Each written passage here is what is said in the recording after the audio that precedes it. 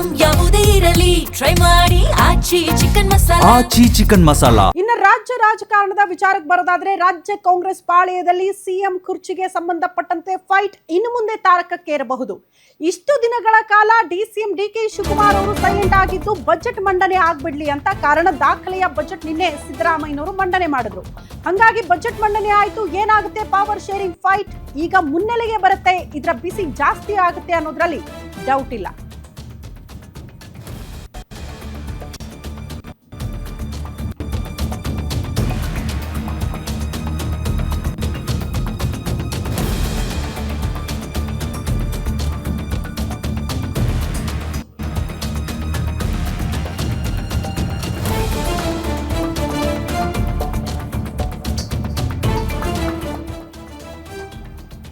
Budget ಮಂಡನೆ ಆಯ್ತು, ಏನಾಗುತ್ತೆ ಪವರ್ ಶೇರಿಂಗ್ ಫೈಟ್ ಅನ್ನೋದು ಪ್ರಶ್ನೆ.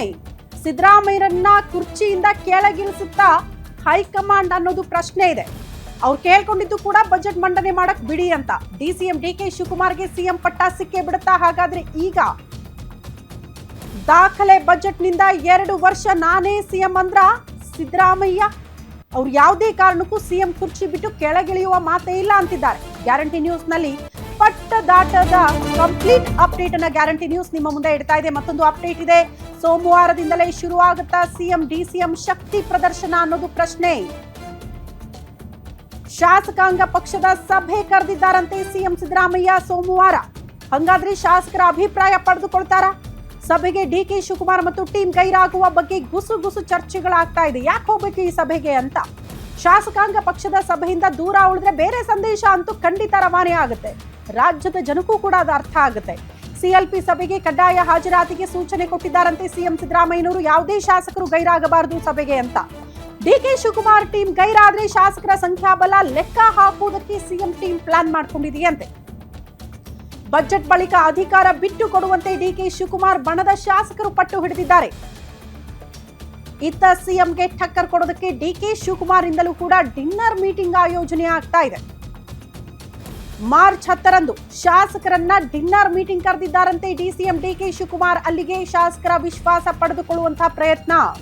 ಸಿಎಂ ಸಿದ್ದರಾಮಯ್ಯ ವಿರುದ್ಧ ಶಕ್ತಿ ಪ್ರದರ್ಶನಕ್ಕೆ ಪ್ಲಾನ್ ಮಾಡಿದ್ದಾರಾ? ಆ ಮೂಲಕ ಡಿಸಿಎಂ ಸೋಮವಾರದಿಂದಲೇ ಶುರು ಆಗ್ಬಿಡಬಹುದು ಸಿಎಂ ವರ್ಸಸ್ ಡಿಸಿಎಂ ಶಕ್ತಿ ಪ್ರದರ್ಶನ ರಾಜ್ಯ ಕಾಂಗ್ರೆಸ್ ಪಾಳೆಯದಲ್ಲಿ. ಇಷ್ಟು ದಿನಗಳ ಕಾಲ ಸಿದ್ದರಾಮಯ್ಯನವರು ಕೇಳ್ಕೊಂಡಿದ್ದಾರೆ, ದಾಖಲೆಯ ಬಜೆಟ್ ಮಂಡನೆ ಮಾಡಿ ಆ ನಂತರದಲ್ಲಿ ಬಿಟ್ಟು ಕೊಡ್ತೀನಿ ಅಂತ ಹೇಳಿದ್ದಾರೆ ಅಂತ ಕಾಯ್ತಾ ಇದ್ರು ಡಿಸಿಎಂ ಡಿಕೆ ಶಿವಕುಮಾರ್. ಬಟ್ ಬಿಟ್ಟು ಕೊಡುವ ಮನಸ್ಥಿತಿಯಲ್ಲೂ ಈ ಕ್ಷಣಕ್ಕೂ ಸಿದ್ದರಾಮಯ್ಯನವರಿಲ್ಲ. ಆದ್ರೆ ಪಡೆದುಕೊಳ್ಳಲೇಬೇಕು ಅನ್ನುವಂತಹ ಮನಸ್ಥಿತಿಯಲ್ಲಿ ಡಿಕೆ ಶಿವಕುಮಾರ್ ಇದ್ದಾರೆ. ಏನಾಗಬಹುದು ಅನ್ನೋದು ಕುತೂಹಲ.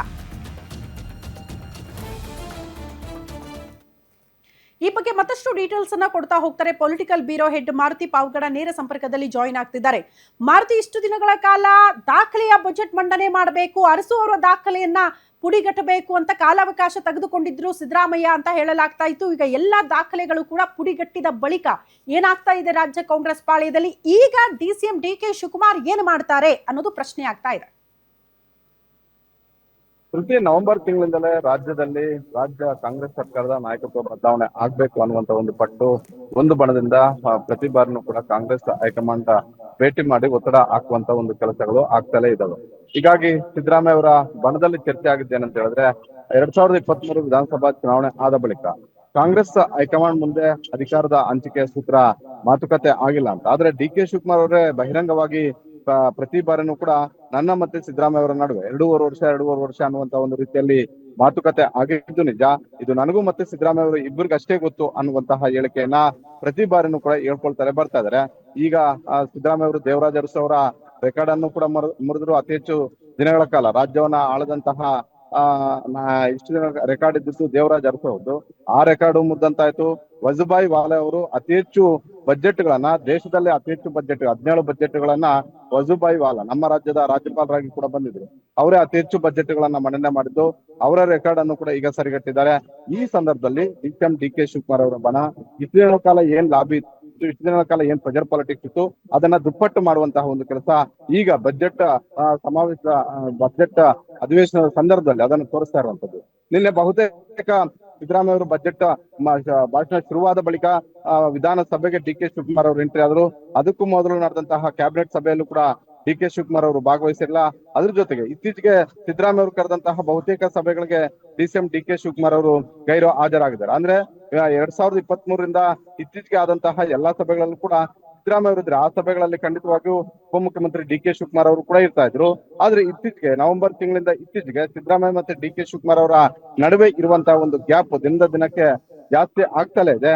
ಹೀಗಾಗಿ ಸೋಮವಾರದಿಂದ ಆಗುವಂತಹ ರಾಜಕೀಯ ಬೆಳವಣಿಗೆಗಳು ಒಂದು ರೀತಿ ರಾಜ್ಯ ಕಾಂಗ್ರೆಸ್ ಸರ್ಕಾರದ ಮಹತ್ವದ ಘಟ್ಟ ಅಂತ ಹೇಳಿದ್ರು ಕೂಡ ಯಾವುದೇ ಆಶ್ಚರ್ಯ ಇಲ್ಲ. ಒಂದು ಕಡೆ ಸಿದ್ದರಾಮಯ್ಯ ಅವರ ಬಣ ಶಕ್ತಿ ಪ್ರದರ್ಶನಕ್ಕೆ ಮುಂದಾಗಿದೆ, ಅದೇ ರೀತಿ ಡಿ ಕೆ ಶಿವಕುಮಾರ್ ಅವರ ಬಣವೂ ಕೂಡ ಸೈಲೆಂಟ್ ಆಗಿಲ್ಲ. ಕಳೆದ ವಾರವಷ್ಟೇ ಬೆಂಗಳೂರಲ್ಲಿ ಖಾಸಗಿ ಹೋಟೆಲ್ ಅಲ್ಲಿ ಡಿನ್ನರ್ ಪೊಲಿಟಿಕ್ಸ್ ಅನ್ನ ಮಾಡಿದ್ರು. ಸುಮಾರು 30 ಜನಕ್ಕೂ ಹೆಚ್ಚು ಶಾಸಕರು ಭೇಟಿಯಾಗಿ ಅಲ್ಲಿ ಚರ್ಚೆ ಮಾಡಿದ್ರು.